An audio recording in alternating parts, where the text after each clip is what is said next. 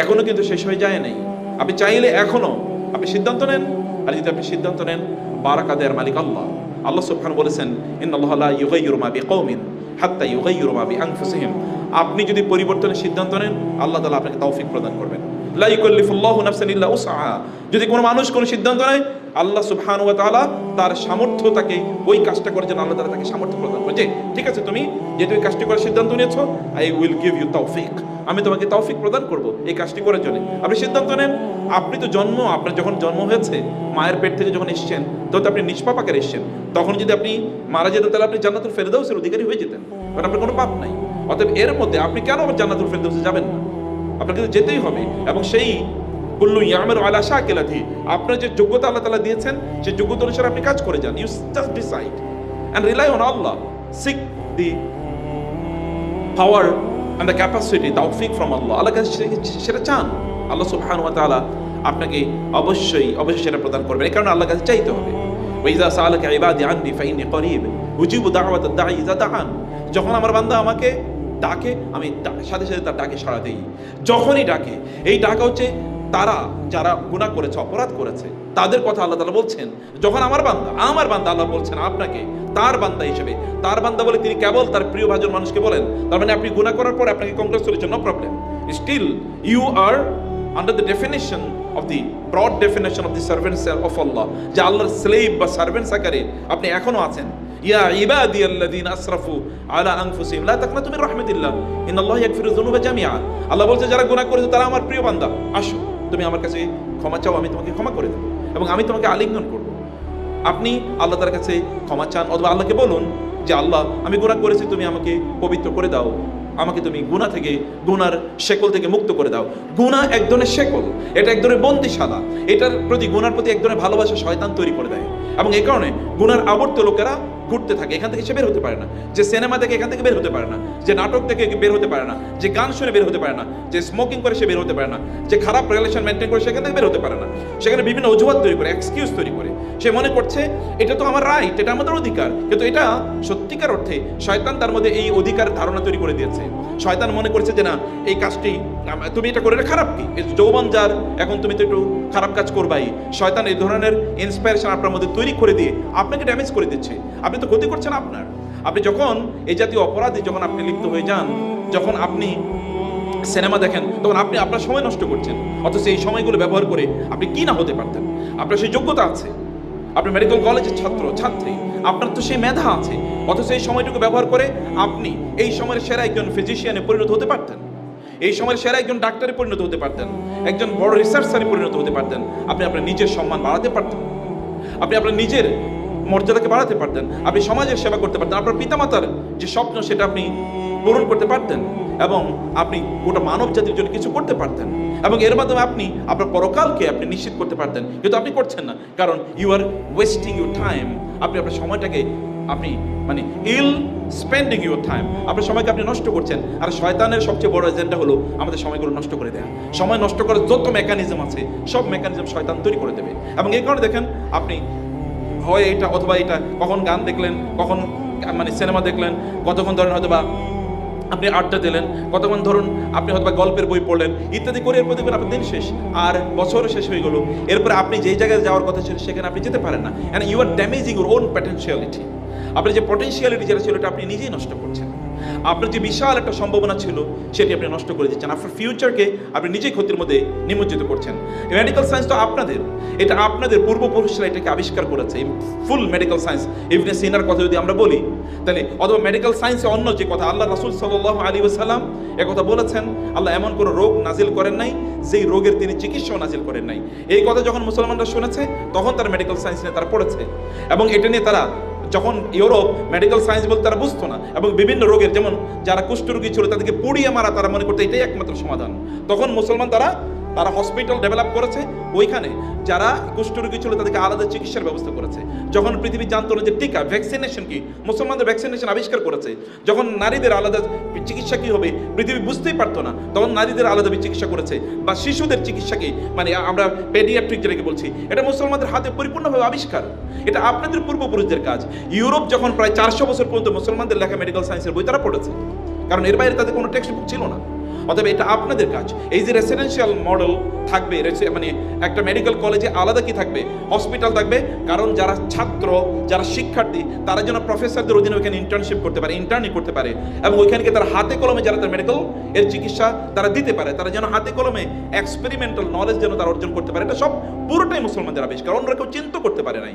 Medical কলেজের সাথে আবার হসপিটালের কি সম্পর্ক? কিন্তু মুসলমানরা বলেছে না, রেসিডেন্সিয়াল মেডিকেল কলেজ হতে হবে, যেখানে রেসিডেন্সি প্রোগ্রাম থাকবে। মানে হচ্ছে এখানে শিক্ষকরাও থাকবে, এখানে রেসিডেন্সে, ছাত্ররা থাকবে রেসিডেন্সে, এখানে মানে রোগীরা এসে ভর্তি হবে এবং তারা দেখবে, ডাক্তাররা চিকিৎসা করবে এবং ইন্টার্নরা অর্থাৎ ছাত্রীরা বা শিক্ষার্থীরা সেগুলো গিয়ে দেখবে, হাতে কলমে শিখবে। এটা তো আপনাদের, এবং এই ব্যাপারে আমি লম্বা আলোচনা করতে চাই না। আমি বলছি আপনাদের পূর্বপুরুষদের আবিষ্কার এটি, অথবা এই জায়গায় আপনারা এক্সেলেন্স অর্জন করবেন। এই জায়গায় আপনি সাবিকুন উলাইকাল মুকাররাবুন ওয়াসারিউ, আল্লাহ তাআলা বলেছেন ফাস্তাবিকুল খায়রাত, ভালো কাজের ক্ষেত্রে তোমরা প্রতিযোগিতা করো। Why should you spend your time? আপনি কারো সময়কে নষ্ট করবেন? আপনি এই জাতীয় জিনিস থেকে, আপনি সিনেমা দেখা থেকে, অথবা আপনি হারাম রিলেশন তৈরি করেছেন। হারাম রিলেশন মানে আপনার জীবনটাকে অস্থির করে ফেলেন, আপনি রাতের বেলা ঘুমাতে পারেন না, মানে আপনি আপনার নিজকে ক্ষতিগ্রস্ত করছেন, আপনি বিভিন্ন ধরনের ডিজিজে আপনি আক্রান্ত হয়ে যাচ্ছেন, এবং অনেকে মনে করছে যে আমি আমার প্রিয় মানুষটাকে পেলাম না, আত্মহত্যা করবো। আপনি আপনার নিজের জীবনকে ধ্বংস করছেন কি কারণে? কারণ আপনার জীবন তো ওইটা ভিন্ন সময়, ওটা তো এখনো শুরু হয় নাই। আপনি আগেরটা পরে চাচ্ছেন কেন? পরেরটা আগে চাচ্ছেন কেন? যে তো পরের জিনিস, এখন তো আপনার ভিন্ন একটা সময়। আপনি এখন যেই কাজ করার কথা সেই কাজ আপনি করবেন। আপনি নিশ্চয়ই ক্লাসে বসে তো আপনি এখন জোরে উচ্চস্বরে গান গাইবেন না, কারণ ক্লাসের সময় ক্লাস করবেন আপনি। অথবা আপনি এখানে গান গাইতে চাইলে বলবে যে তাকে মানসিক হসপিটালে তাকে পাঠানো হোক, কারণ তার মধ্যে একটু মানসিক বৈকল্য তৈরি হয়েছে। তাহলে আপনার যে সময় যে কাজ করার কথা সেই সময় আপনি সে কাজ করুন। ওয়াল আসরি ইন্নাল ইনসানা লাফি খুসর, আল্লাহ তাআলা বলেছেন সময়ের কারণে মানুষ ক্ষতির মধ্যে নিমজ্জিত। আপনি দেখেন তো পৃথিবী জুড়ে যারা সফল হয়েছে তাদের প্রত্যেকের সময়ের ব্যবস্থাপনা দেখেন তো। আপনার মেডিকেল কলেজে প্রিন্সিপাল স্যার সহ যারা সবচেয়ে নামী বা সবচেয়ে দামি স্যার যারা আছেন, তাদের কথা জিজ্ঞেস করে দেখুন তারা সময়কে কীভাবে ব্যবহার করেছে। আপনি যদি দুনিয়ার পার্সপেক্টিভে দেখেন, তাহলে দুনিয়াতে সবচেয়ে বড়, যদি অর্থনীতির দিক থেকে বলি যে সবচেয়ে বেশি টাকা পয়সার লোকরা এরা কারা, দেখেন তো তারা সময়কে কীভাবে তারা ব্যবহার করেছে। তাদেরকে এসে গিয়ে আপনি বাংলাদেশের সবচেয়ে বড় ধনী একজন লোকের কাছে বলেন তো আমি আপনার সাথে 10 মিনিট গল্প করতে চাই, দেখেন তো সময় দেয় কিনা। যদি বলে যে ঠিক আছে আপনি আমাকে 1000 টাকা দেন, হয়তো বলে 1000 টাকা দিয়ে দাও তো, কিন্তু সময় নাই তো তার, কারণ সময় তার কাছে মূল্যবান। কিন্তু আপনার সময় তো একই মূল্যবান, আপনার সময় এবং তার সময়ের মূল্য তো এরকম না যে আপনার সময়ের দাম 1 টাকা আর তার সময়ের দাম 1000 টাকা, এরকম না। সময় তো একই সমান ছিল, এবং 24 ঘন্টা প্রত্যেকের জন্য। এরকম না যে যারা পৃথিবীতে সবচেয়ে বড় ডাক্তার হয়েছে তাদের সময় ছিল, ধরেন তাদের প্রতিদিন ছিল 72 ঘন্টা অথবা তার চেয়ে বেশি, 100 ঘন্টা দেন, আর আপনাদের কেবল 24 ঘন্টা দিন, তা তো না। তাহলে আপনিও এতটুকু সময়ের মধ্যেই আপনাকে কাজ করতে হবে, অন্যরা এতটুকু সময়ের মধ্যে কাজ করেছে। অতএব আপনি, শয়তান আপনাকে যেন এইভাবে আপনার সময়গুলো নষ্ট করার পথে যেন শয়তান না নিয়ে যেতে পারে। সেখানে আপনি রমাদানকেই আপনার জীবনের পরিবর্তনের জন্য আপনি গ্রহণ করুন। এই রমাদান থেকে যেন আপনার নিজকে আপনি পরিবর্তন করতে পারেন, সেই কাজগুলো আপনাকে করতে হবে। এবং করার জন্য আপনি আল্লাহ সুবহানাহু ওয়া তাআলা আপনাকে যে রুটিন দিয়েছেন রমাদানে, এই রুটিনটাকে আপনি মেনটেন করেন। আল্লাহ সুবহানাহু ওয়া তাআলা আমাদেরকে রোজা, রমাদানে আমরা সিয়াম কেন রাখছি, সিয়াম রাখার কারণ কি? আপনি দেখেন তো পৃথিবীতে, আপনারা তো মেডিকেল সায়েন্সে আপনারা দেখেন যে 2016 সালে মানে জাপানের একজন মেডিকেল সায়েন্টিস্ট তিনি কি করেছেন, অটোফেজি তিনি আবিষ্কার করে তার উপর তিনি নোবেল প্রাইজ পেয়েছেন। অটোফেজি মানে কি, আমাদের যখন অনেক বেশি আমরা খাই, স্টোমাকগুলো এখানে সাথে থাকে, এখানে ক্যান্সারাস সেল ডেভেলপ করে, এবং এই কারণে এগুলো আরও বড় হয়, আরও অন্য সেলগুলো আরও এরকম এফেক্টেড হয়, এবং কোনো এক সময় লোকদের ক্যান্সার শরীরের বিভিন্ন সময়ে ছড়িয়ে পড়ে, বিভিন্ন জায়গায় ছড়িয়ে পড়ে। এই জন্য তিনি বলেছেন একজন মানুষ তিনি যেন কমপক্ষে 8 ঘন্টা 10 ঘন্টা 12 ঘন্টা যেন তিনি না খান, এরকম কমপক্ষে 15, 20, 25 দিন, 30 দিন যেন এইভাবে না খেয়ে থাকে। বছরে যদি এরকম করা হয় তাইলে ওই যে ক্যান্সারের যে সেলগুলো ডেভেলপ করেছে, না খাওয়ার কারণে ওগুলো দুর্বল হতে থাকে, শক্তিশালীগুলো তার খাবার লাগবে, তখন ওই ক্যান্সারের সেলগুলোকে খেয়ে ফেলে। এটা একটা ডাস্টবিনের মতো করে বা একটা রিসাইকেল বিনের মতো করে কাজ করে, এবং এই যে বিন হিসেবে কাজ করে পেটের মধ্যে পাকস্থলীতে এরকম একটা বিন ডেভেলপ আছে ন্যাচারালি। এই ন্যাচারাল বিন এটা ডেভেলপ করে মানে হচ্ছে ওই শক্তিশালী সেলগুলো দুর্বল সেলগুলোকে খেয়ে ফেলে, ফলে আপনার শরীরে ক্যান্সারাস কোনো ডিজিজ ডেভেলপ করে না। এটা তো মেডিকেল সায়েন্স বলছে। আর তাইলে এই ফাস্টিং মেডিকেল সায়েন্স, এখন এই পৃথিবীর সকল ডাক্তাররা, আপনারা যখন ডাক্তার হবেন তখন আপনারা লোকদেরকে ডায়েটারি দেবেন, যে আপনার কাছে যখনই কোনো রোগী আসে তখন আপনি বলেন আপনি খান কি, অথবা আপনি এটা খাবেন এটা খাবেন না, এরকম আপনি তাকে বলেন এই কথা। তো ফলে আল্লাহ সুবহানাহু ওয়া তাআলা সেই মেকানিজম আপনাকে দিয়েছেন। অতএব এই মেকানিজমটা এখন থেকে আপনি প্র্যাকটিস করুন, এখন থেকে সেটা আপনি করুন। রোজা রাখুন। রোজার মূল স্পিরিট কি? রোজা কেবলমাত্র আমাদের পাকস্থলীকে নিয়ন্ত্রণ করে, এটা না, এটা একটা স্পিরিচুয়াল দিক আছে, তবে শয়তানকে নিয়ন্ত্রণ করে। এবং শয়তান আমাদের শরীরে বিভিন্ন রন্ধ্রে রন্ধ্রে ঢুকে যায়, এই রন্ধ্রগুলো বন্ধ করে দেয় রোজা, ফলে এই ঢুকতে পারে না। এই কারণে রাসূলুল্লাহ সাল্লাল্লাহু আলাইহি ওয়াসাল্লাম বলেছেন আস-সিয়ামু জুন্নাতুন বা আস-সাওমু জুন্নাতুন, যে রোজা হচ্ছে কি এটা ঢাল, ইয়াস্তাজিন্নু বিহাল আবদু মিনান নার অথবা মিনাশ শায়তান, এর মাধ্যমে একজন ব্যক্তি শয়তান থেকে তার নিজকে নিরাপদে রাখে, শয়তান থেকে তার নিজকে মুক্ত রাখে, জাহান্নাম থেকে লোকেরা তার নিজকে মুক্ত রাখতে পারে। সম্মানিত ভাইয়েরা এবং বোনেরা, এই কারণে এই যে রমাদান যেটি আসছে, এই রমাদানে আপনার নিজকে আপনি পরিবর্তন করার জন্য এই মেকানিজম কিন্তু আপনার সামনে আছে, আপনি চাইলেই সেটা সম্ভব হয়ে যায়। করার জন্য আপনাকে করতে হবে কি, এক নম্বর আপনাকে সিদ্ধান্ত নিতে হবে যে আমি আমার নিজকে পরিবর্তন করতে চাই, এই সিদ্ধান্ত আপনাকে নিতে হবে, এবং এই সময়গুলোকে আপনি সুন্দরভাবে কাটাবেন একটা রুটিনের মধ্যে করে আপনি সেটি আপনাকে সিদ্ধান্ত নিতে হবে। আল্লাহ সুবহানাহু ওয়া তাআলা রমাদানের সময়টা শুরু করেছেন কোত্থেকে? রাতের বেলা সাহারি থেকে। কি বারাকাপূর্ণ একটা খাবার, চিন্তা করে দেখেন। আপনি হয়তো মনে করবেন রাতের খাবার না খেয়ে আপনি আগেই সন্ধ্যাবেলায় অথবা 12টা-1টার দিকে খেয়ে এরপরে আপনি শুয়ে পড়বেন, এরপরে ফজর নামাজও পড়বেন না, তারপরে 7টা-8টায় ঘুম থেকে উঠে চোখ কসলাতে আপনি ক্লাসরুমে আসবেন। অথচ আপনি জানেন সবচেয়ে গুরুত্বপূর্ণ সময়টা আপনি মিস করেছেন। সবচেয়ে গুরুত্বপূর্ণ সময়, এই সময় যদি আপনি আল্লাহর কাছে যা চাইতেন তাই আপনি পেয়ে যেতেন। আপনি এই সময় বলতে পারতেন, আল্লাহ আমি এই সাবজেক্টে দুর্বল, এটা তুমি সমাধান করে দাও, আমার এই মানসিক সমস্যা আছে এটা সমাধান করে দাও, আমার পারিবারিক প্রবলেম আছে এটা তুমি সমাধান করে দাও, এটা বলতে পারতেন। কারণ ইট ওয়াজ গ্যারান্টিড যে your prayers will be accepted by Allah সুবহানাহু ওয়া তাআলা। আপনি আধা ঘন্টা আগে উঠে 2 রাকাত নামাজ পড়ে কখনো চোখের পানি ফেলে আপনি কি আল্লাহর কাছে কেঁদে দেখেছেন যে শান্তি কাকে বলে? আপনি আপনার বয়ফ্রেন্ড অথবা গার্লফ্রেন্ডের সাথে কথা বলে আপনি কি, এটা তো অশান্তি তৈরি হয়, কারণ তিনি আপনাকে খোঁচান, এটা করলে না কেন, ওইটা করলে না কেন, তোমাকে দেখতে কেমন, কেন এরকম মনে হয়, তুমি কেন আমার ওই প্রশ্নের উত্তর দিলা না, কেন এত পরে তুমি আমার হোয়াটসঅ্যাপ মেসেজ সেন্ড করলা, আপনি এগুলোর উত্তর দিতে আপনি ক্লান্ত। অথচ দেখেন সেই সময় আল্লাহ সুবহানাহু ওয়া তাআলা যখন আপনি দাঁড়ান, আপনার মানসিক সকল অস্থিরতা দূর হয়ে যায়, ফ্রেশ একটা প্রশান্ত অন্তর আপনি পান। এর একটা প্রশান্ত অন্তর পাওয়ার অধিকার তো আপনার আছে, আপনার অন্তরটাকে শান্তি দেওয়ার অধিকার, মানে দায়িত্ব আপনার, এবং আপনার অন্তরটা প্রশান্তি পাওয়ার অধিকার আছে। আপনি তখন উঠেন, ঘুমের থেকে জেগে উঠুন, 2 রাকাত নামাজ আদায় করুন, একাকি আপনি আল্লাহ সুবহানাহু ওয়া তাআলার কাছে আপনার বক্তব্যগুলো, আপনার কথাগুলো, আপনার প্রেয়ারগুলো, প্রার্থনাগুলো আপনি উপস্থাপন করুন, আপনার যা মনে হচ্ছে আপনি তা বলুন, হালাল কথাগুলো আল্লাহ সুবহানাহু ওয়া তাআলাকে আপনি বলুন। এরপরে আপনি সাহারি খান, কারণ সাহারি খাওয়াতে বারাকা আছে। রাসূলুল্লাহ বলেছেন তাসহারু ফাইন্না ফিস সাহুরি বারাকা। সাহারি কেবল একটা খাদ্যের নাম, এটা কি ইবাদতের নাম, এটা ইবাদত। আপনি যখন সাহারি খাবেন তখন আপনার ইবাদত হবে। এরপর আপনি ফজর নামাজ আদায় করেন, এরপর আপনি আপনার রুটিনে ঢুকে যান। আপনি দিনের বেলা যখন আপনি আপনার কাজগুলো করবেন, এই কাজগুলোকে আপনি কখন কোন কাজ করবেন তার জন্য একটা রুটিন আপনি মেনটেন করুন, যে আমি এই কাজটি করব, এখন এই কাজটি করব, তখন এই কাজটি করব। যেমন আপনি প্রায়োরিটি দেন নামাজকে যখন আপনি প্রায়োরিটি দেবেন, আল্লাহ সুবহানাহু ওয়া তাআলা আপনাকে প্রায়োরিটি প্রদান করবেন। তখন আল্লাহ সুবহানাহু ওয়া তাআলা দেখবেন আমারই বান্দা আমার কথা শোনার জন্য, আমার ডাকে সাড়া দেওয়ার জন্য দৌড়ে এসেছে, অতএব তারও প্রয়োজনগুলো আমি পূর্ণ করে দেব। আল্লাহ সুবহানাহু ওয়া তাআলা দেখতে চান আপনার অন্তর, যে আপনি অন্তর দিক থেকে আল্লাহর প্রতি কতটা আপনি অগ্রগামী আছেন, সেটি মহান আল্লাহ সুবহানাহু ওয়া তাআলা দেখতে চান। অতএব আল্লাহ সুবহানাহু ওয়া তাআলা আপনি দেখিয়ে দেন যে তার ডাক যখন এসছে তখন আপনি সে ডাকে সাড়া দিয়েছেন, এবং এটা প্রথম সারিতে আপনি সাড়া দিচ্ছেন এবং মনোযোগের সাথে আপনি সাড়া দিচ্ছেন। আল্লাহ সুবহানাহু ওয়া তাআলা এর ডাকে সাড়া দেওয়ার পর আপনার যেই একাডেমিক যেই কাজ, মানে ক্লাস আছে, একাডেমিক যে কার্যকলাপ আছে, এগুলোতে কোনো কম্প্রোমাইজ করবেন না। রমাদানে আপনার কনসেন্ট্রেশন লেভেলটা অনেক বেড়ে যায়, কারণ অন্য সময় অনেক বেশি ডিস্ট্রাকশন থাকে। এই রমাদানে এই ডিস্ট্রাকশন আপনার থাকে না। ওয়ামান আরাদা আন যিকরি ফাইন্না লাহু মাঈশাতান দানকা ওয়া নাহশুরু ইয়াওমাল কিয়ামাতি আ'মা ক্বালা রাব্বি লিমা হাশারতানি আ'মা ওয়া ক্বাদ কুনতু বাসীরা ক্বালা কাযালিকা আতাতকা আয়াতুনা ফানাসিতাহা ওয়া কাযালিকা আল-ইয়াওমা তুনসা। আপনি জানেন, আপনি যখন আল্লাহর স্মরণ থেকে নিজকে দূরে রাখেন তখন আপনার জীবনটা কষ্ট, মানে এটা এমন হয়ে যায়, এটা কণ্ঠকাকীর্ণ হয়ে যায়, এটা খুবই সংকীর্ণ হয়ে যায়, আপনার জীবনটা জটিল হয়ে যায়। আল্লাহ তাআলা বলেছেন মাঈশাতান দানকা, আপনি সব কিছু তখন দেখবেন কোনো কিছু ঠিকমতো চলছে না, everything is going against your will and your interest. আপনি দেখবেন সব কিছু এলোমেলো হয়ে যাচ্ছে, ঠিকমতো কোনো কিছুই চলছে না, আপনি এটা চাচ্ছেন কিন্তু হচ্ছে বিপরীত। এই অবস্থা কেন হয়? কারণ আপনি আল্লাহ সুবহানাহু ওয়া তাআলাকে আপনার পক্ষে রাখেন নাই। কে আপনার পক্ষে থাকবে, আল্লাহ নাকি শয়তান? শয়তান তো আপনাকে জাহান্নামে নেওয়ার জন্য এসেছে, এবং সে এই অ্যাভাউড, সেই সিদ্ধান্ত নিয়ে জানিয়ে এসেছে আল্লাহ সুবহানাহু ওয়া তাআলাকে, লাউগবিয়ান্নাহুম মিন বাইনি আইদিহিম ওয়া মিন খালফিহিম ওয়া আন আইমানিহিম ওয়া আন শামাইলিহিম ওয়া লা তাজিদু আকসারহুম শাকিরিন। শয়তানকে যখন আল্লাহ সুবহানাহু ওয়া তাআলা বললেন যে তুমি আদমকে সিজদা করো, সে আদমকে সিজদা করলো না। কেন আমি সিজদা করব? শয়তান কোয়েশ্চেন করলো আল্লাহ সুবহানাহু ওয়া তাআলাকে, এবং আল্লাহ সুবহানাহু ওয়া তাআলাকে কোয়েশ্চেন করার পর শয়তান সিজদা করলো না শেষ পর্যন্ত। আল্লাহ সুবহানাহু বলেন তুমি আমার রহমত থেকে বঞ্চিত, যাও তুমি সরে যাও এখান থেকে। সে বলে তাহলে কিয়ামত পর্যন্ত আমাকে বেঁচে থাকার সুযোগ দেন, আমি আপনার বান্দাদেরকে যাদের কারণে আমি পথভ্রষ্ট হলাম তাদেরকে আমি ডান দিক থেকে, বাম দিক থেকে, সামনে থেকে, পেছন থেকে আমি তাদেরকে কি করবো? পথভ্রষ্ট করবো, এবং নিচ থেকে পথভ্রষ্ট করবো। শুধু উপর থেকে না, কারণ উপর থেকে ওহী আসে, এই জায়গা থেকে না, কিন্তু চারিদিক থেকে তাদেরকে পথভ্রষ্ট করবে, ডান দিক থেকে। পজিটিভ আইডিয়া, আরে তুমি এখন তো যৌবন, তুমি এখন তো একটু ফুষ্টি করবাই, আপনাকে ডান দিক থেকে আইডিয়া দিচ্ছে। আচ্ছা তুমি 4 রাকাত পড়লেই তো হলো। আচ্ছা নামাজের প্রতি এত মনোযোগী হওয়ার কি আছে? আচ্ছা তোমার এত হেজাব নিয়ে এত মেনটেন, তুমি বিয়ে শাদী হলে এরপরে হেজাব করো, আবার তোমার এখন দাড়ি রাখার দরকার আছে কি? তুমি বিয়ে করলে এরপরে কইরো। এখন এগুলো দরকার নেই। এখন এই যুগে ইসলামকে এত জটিল বানাও কেন? মানে অনেকে দেখবেন ভাই আপনি ইসলামকে এত কঠিন করছেন কেন? আল্লাহই তো আমাদের জন্য সহজ করে দিয়েছেন। দেখেন পজিটিভ শয়তান তার মধ্যে আইডিয়া দিয়ে দিয়েছে, তার নিজের ভার্সন অফ ইসলাম, সে নিজের একটা ইসলামের একটা ভার্সন তৈরি করেছে। মনে করছে যে আপনি এত কঠিন করছেন কেন? সে মনে করেন যে তার নিজের জন্য সে জীবনটাকে কঠিন করে দিয়েছে, তার নিজের জীবনকে সে সহজ করতে পারতো, কারণ ইসলাম সত্যি করতে তার জীবনকে সহজ করতে চেয়েছে।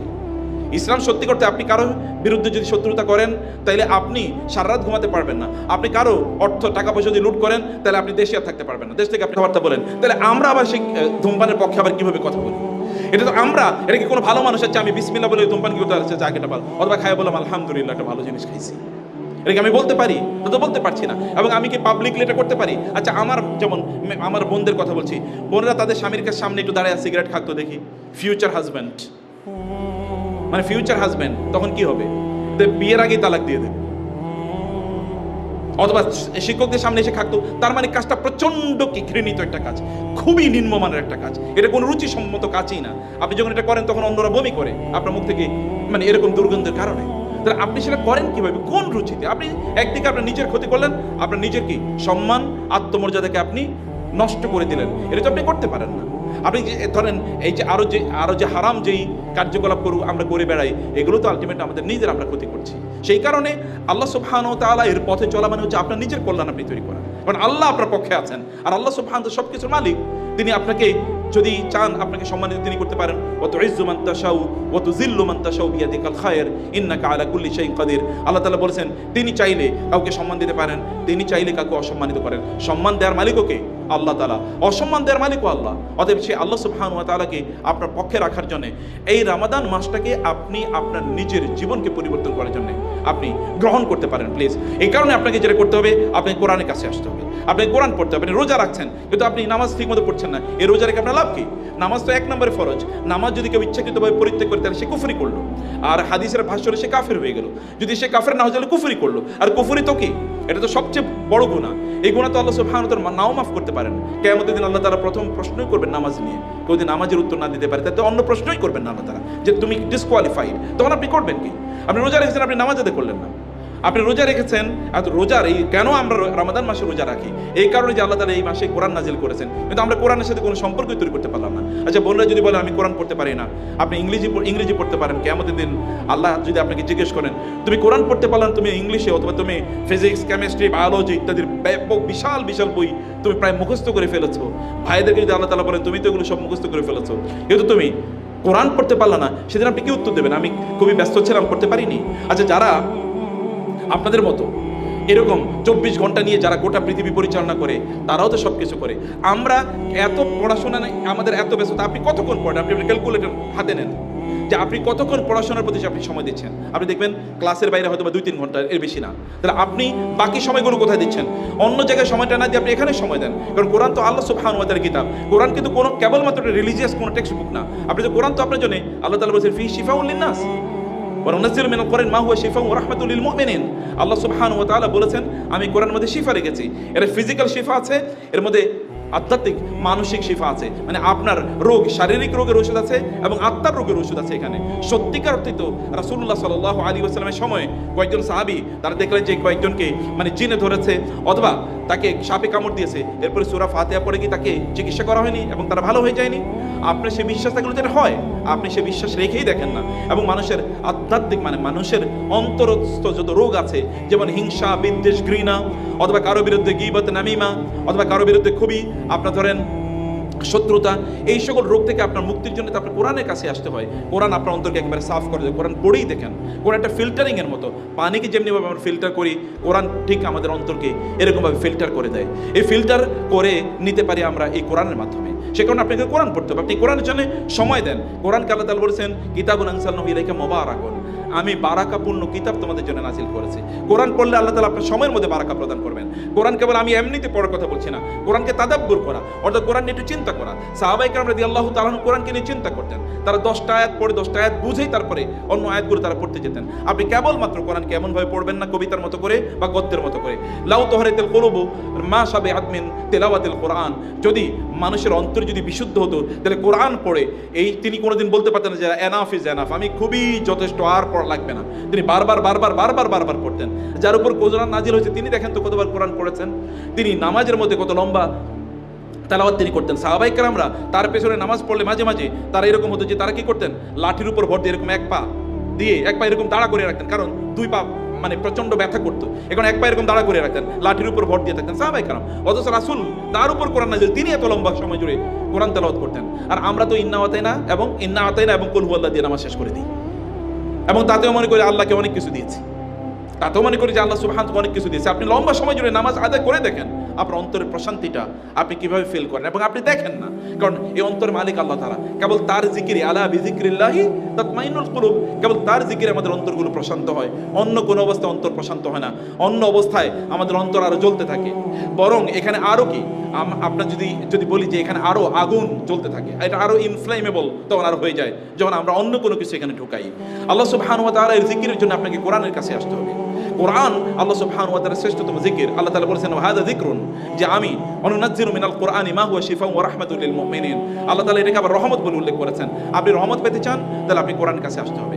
আপনি রহমত পেতে চান আপনি কোরআন পড়তে হবে। আপনি রহমত পেতে চান কোরআন শুনতে হবে। রহমত পেতে চান কোরআন বুঝতে হবে, কোরআনকে নিয়ে তাদাব্বুর করতে হবে। কোরআন একটা আয়াত নিয়ে কিছুক্ষণ বসে থাকুন এবং চিন্তা করুন যে এর মধ্যে আমার কি আলোচনা আছে। ফি যিকরুকুম, এই কোরআনের মধ্যে তোমাদের আলোচনা আছে।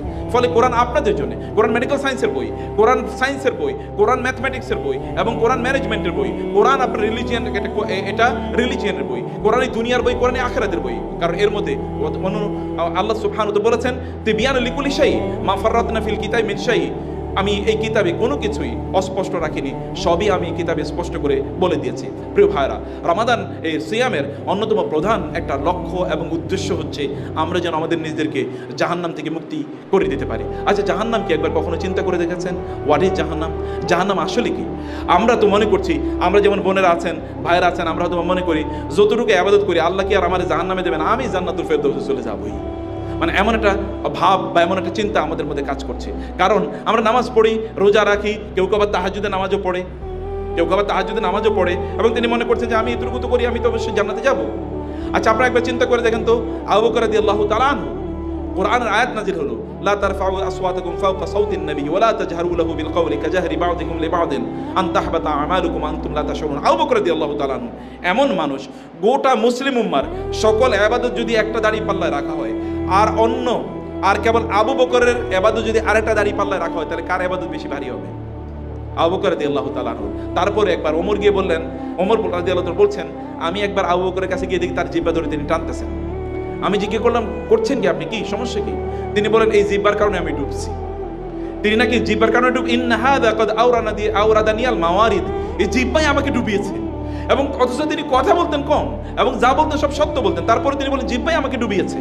ওমর রাদিয়াল্লাহু তাআলা আনহু একবার চিন্তা করে দেখেন, আল্লাহর রাসূল বলেছেন জান্নাতি, কনফার্ম জান্নাতি, এরা জান্নাতে যাবে, 10 জনের নাম বলেছেন। ওমর রাদিয়াল্লাহু তাআলা আনহু তিনি একবার তার রাস্তা দিয়ে যাচ্ছিলেন, কেউ একজন তেলাওয়াত করেছেন যে ইন্না আযাব রাব্বিকা লাওয়াকি মা লাহু মিন দাফি, তোমার রবের আযাব আসবে নিশ্চিত, কেউ এটাকে ঠেকাতে পারবে না। আয়াতটা তিনি শুনলেন, শোনার পরে তার ঘোড়া থেকে তিনি পড়ে গেলেন, এবং পড়ে গেলে তিনি বেহুশ হয়ে গেলেন। এরপর 20 দিন তিনি অসুস্থ ছিলেন। লোকেরা জিজ্ঞেস করছে, আপনার হয়েছে কি? তিনি বলছেন, আমি জানি না। কেবল একটা আয়াত, যে আল্লাহর আযাব যদি আসে কেউ থামাতে পারবে না। অথচ তিনি কনফার্ম জান্নাতি, তিনি জানেন যে নিশ্চিতভাবে তিনি জান্নাতে যাবেন। আব্দুর রহমান আউফ রাদিয়াল্লাহু তাআলা আনহু আরেকজন জান্নাতি, এবং তিনি প্রচুর পরিমাণ সম্পদের মালিক ছিলেন। তার সম্পদকে 4 বার তিনি সকল সম্পদ, মানে তার সম্পদের অর্ধেক সম্পদ তিনি, যেমন ধরেন 50,000 দিরহামের তিনি মালিক, 25,000 তিনি আল্লাহর রাস্তায় দান করেছেন। 1 লক্ষ মালিক 50,000 তিনি দিয়ে দিয়েছেন। 2 লক্ষের মালিক 1 লক্ষ তিনি দিয়েছেন। এরকম 4 বার তার অর্ধেক সম্পত্তি তিনি আল্লাহর রাস্তায় দিয়ে দিয়েছেন। আমাদের মধ্যে কে আছে এরকম করতে পারি? তারপরে তিনি মাঝে মাঝে বেহুশ হয়ে যেতেন জাহান্নামের ভয়ে। ওমর রাদিয়াল্লাহু তাআলা আনহু হুযায়ফা রাদিয়াল্লাহু তাআলা আনহুকে জিজ্ঞেস করতেন, আমার নাম কি মুনাফিকদের তালিকায় আছে? কেন আপনি এই কথা কেন বলছেন? বলে, না আমি তো জানি না আমার নামটা মুনাফিকের তালিকায় আছে কিনা। অথচ তিনি কনফার্ম জান্নাতি, রাসূল বলেছেন আপনি জান্নাতি, এই 10 জন লোক জান্নাতি। আর আমাদের অবস্থা কি? ওসমান রাদিয়াল্লাহু তাআলার কথা একবার চিন্তা করে দেখেন, রাতের বেলা ঘুমাতে পারেন না, তাকে যখন হত্যা করা তখন তিনি কোরআন তেলাওয়াত করছিলেন, কোরআনের উপরে তার রক্তের দাগ পড়েছিল। এবং ওসমান রাদিয়াল্লাহু তাআলাকে রাসূল সাল্লাল্লাহু আলাইহি ওয়াসাল্লাম 2 জন কন্যা বিয়ে করেছে। এই পৃথিবীতে কেবল একজন মানুষ যিনি একজন নবীর 2 জন মেয়েকে বিয়ে করেছেন।